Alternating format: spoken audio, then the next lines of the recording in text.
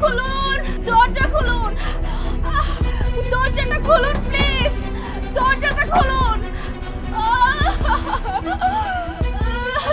এই কে আপনি? আপনার সমস্যা কি? হ্যাঁ, আপনি এমন করছেন কেন? আমি আপনার বাচ্চার মা হতে যাচ্ছি। মানে আপনি আমার সন্তানের মা হতে যাচ্ছেন? সেটা কিভাবে? আপনার কি মাথা খারাপ হয়ে গেছে? আমি একটা মেয়ে মানুষ, আপনার বোঝা উচিত যে কার সাথে কিভাবে কথা বলতে হয়। আর একজন মেয়ে মানুষের বাচ্চার মা আর একটা মেয়ে মানুষ কিভাবে হয়? দেখেন, আমি সত্যি বলছি, আমি মা হতে যাচ্ছি। আর আমার পেটে আপনার এবং আপনার হাজবেন্ডের বাচ্চা, মানে সরোগেসির বাচ্চা। কিছুদিন আগে আপনার হাজবেন্ড আসছিল আমার কাছে আমার গর্ভ ভাড়া নেওয়ার জন্য।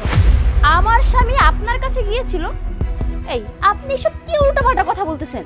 আসলে আপনিও তো কোনোদিন মা হতে পারবেন না, আর আপনার হাজবেন্ডও কোনোদিন বাবা হতে পারবে না।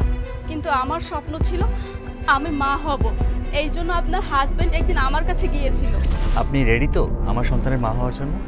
হ্যাঁ আমি রেডি, কিন্তু আপনি একা আসছেন কেন? আপনার স্ত্রী আসেনি?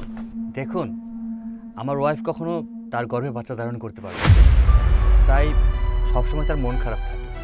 আর আমিও চাচ্ছি তাকে সারপ্রাইজ দিতে, সেজন্য জানতে না পারে তার বেবি বড় হচ্ছে অন্য একটা গর্ভে, যার জন্য আমি তাকে এখানে আনিনি।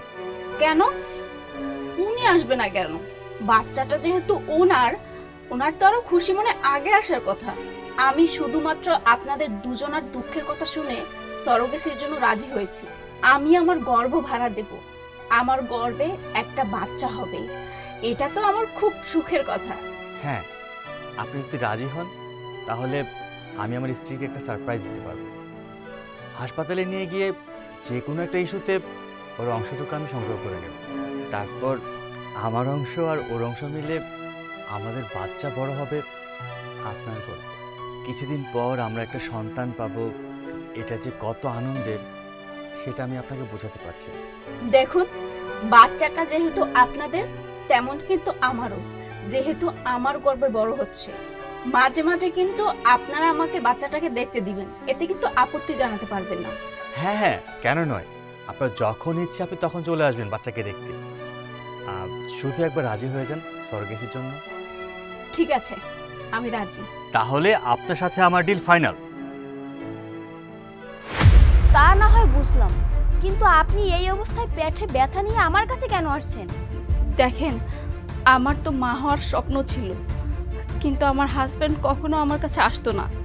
ও সবসময় মদ খেয়ে নেশা করে বিভিন্ন জায়গায় পড়ে থাকতো। তাই আমি ওর সঙ্গে কোনো পরামর্শ না করে আপনাদের বাচ্চার মা হওয়ার সিদ্ধান্ত নিয়েছি। তারপরে হঠাৎ একদিন আমার হাজব্যান্ড বাসায় চলে আসে, প্রায় 8 মাস পরে। এসে যখন দেখতে পেল আমি গর্ভবতী, তখন আমাকে জিজ্ঞেস করলো আমি গর্ভবতী হলাম কি করে। আমি ওকে সবটা সত্যি বলে দিয়েছি। এই কথা শুনেই ও রেগে গিয়েছে, আমাকে বলল যেহেতু এই বাচ্চার মা আমি না, বাবাও না, এই জন্য ও বাচ্চা রাখতে চাচ্ছে না।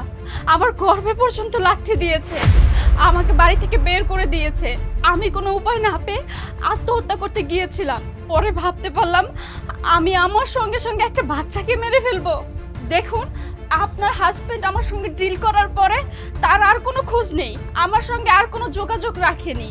পরে আমি কোনো কুল কিনারা না পেয়ে অনেক কষ্টে আপনাদের বাড়ির ঠিকানা জোগাড় করেছি, পরে এই বাড়িতে আসছি।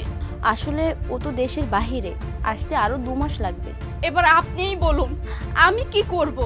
আমার তো যাওয়ার কোথাও জায়গা নেই। প্লিজ আপনি আমাকে সাহায্য করুন, আমি খুব অসুস্থ। আপনি এইভাবে কেন কথা বলছেন? আপনি যেহেতু আমাদের বাচ্চার মা হতে যাচ্ছেন, আপনার সম্পূর্ণ দায়িত্ব তো আমাদের। আপনি কোনো চিন্তা করবেন না, আপনার সম্পূর্ণ দায়িত্ব আমার। একটা গর্ভবতী মেয়েকে কিভাবে দেখাশোনা করতে হয় আমি আপনাকে সেমভাবে দেখাশোনা করব। আর একটা কথা, আপনাকে যেহেতু আপনার স্বামী বাসা থেকে বের করে দিয়েছে আর আপনি আমার সন্তানের মা হতে যাচ্ছেন, এখন থেকে এই সন্তানের মা আমরা দুজন মিলে এই সন্তানের দুঃখ সুখ সব ভাগ করে নেব। দেখুন আপা, ও যখন আমার গর্ভে একটু একটু করে বাড়ছিল, তখন আমি অনুভব করতে পারছিলাম একটা প্রাণ আমার মধ্যে বাড়তেছিল। তাই ওর প্রতি আমার মায়া জন্মে গেছে।